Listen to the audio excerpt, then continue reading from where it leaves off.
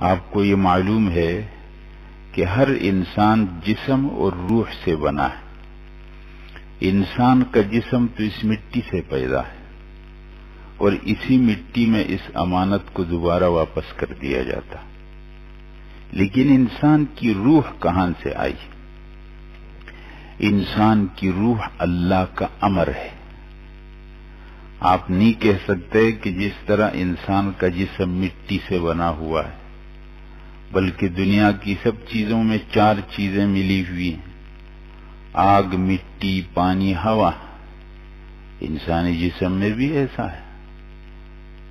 لیکن انسان کی روح کس چیز سے بنی ہوئی ہے؟ اگر یہ سوال ہو جائے کہ انسان کی روح میں مٹی ملی ہوئی ہے یا وہ آگ سے بنی ہوئی ہے یا وہ ہوا سے بنی ہوئی ہے، وہ کیا چیز ہے؟ تو جواب اس کا یہ ہے کہ انسان کی روح ان چیزوں میں کسی چیز سے نہیں بنی، وہ اللہ جل جلالہ کا حکم ہے. قرآن کریم کے اندر یہ بات موجود ہے کہ لوگوں نے رسول اللہ صلی اللہ علیہ وسلم سے یہ سوال کیا کہ روح کیا چیز؟ یسألونک عن الروح، آپ سے پوچھتے ہیں روح کے بارے میں. آپ کہہ دیجئے الروح من امر ربی، روح میرے رب کا امر ہے. بس رب کا امر آیا ہے. اب جب رب، یہ روح اللہ کی طرف سے ہے اور آ کر کے جسم کے اس پنجرے میں بند ہو گئی. آپ نے سنا ہے کہ جب کسی آدمی کا انتقال ہو جاتا ہے تو کہا جاتا ہے کہ اس کی روح قفس عنصری سے پرواز کر گئی. قفس کا معنی پنجرہ، عنصری کا معنی جو عناصر سے بنا ہوا جسم. آگ، مٹی، پانی، ہوا سے بنا ہوا یہ جسم، اس کو کہتے ہیں جسم عنصری. تو کیا کہتے ہیں کہ فلانے کی روح قفس عنصری سے پرواز کر گئی. روح اللہ کی طرف سے آئی اور اس پنجرے کے اندر آ کر کے گئی.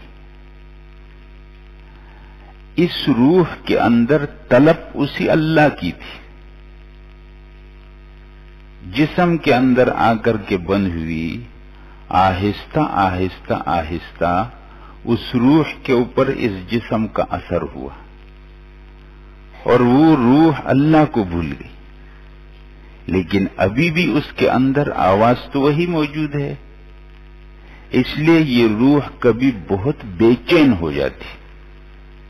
جس طرح کے پرندے کو آپ پنجرے میں بند کر دو اور وہ بے چین ہو جائے، یہ روح کبھی بے چین ہو جاتی. آپ نے سنا ہے حضرات کہ کبھی آدمی پریشان ہوتا ہے اور اس کو یہ معلوم نہیں ہوتا کہ میں کیوں پریشان. تقریباً ہر انسان پر اس قسم کے حالات پیش آتے ہیں کہ اس کا دل بہت بجھا بجھا ہوتا ہے، اس کا دل تنگ تنگ ہوتا ہے اور وہ سوچتا ہے کہ آخر مجھے کیا پریشانی ہے. میرے مالی حالت اچھی ہے، میرا گھر ہے، بچے ہیں، روزگار ہے، سب چیزیں تو ٹھیک ہیں، یہ میرا دل کیوں غمگین؟ حضرات یہ وہ فطرت کی آواز ہوتی ہے کہ اس روح کا اصل رشتہ کٹ گیا.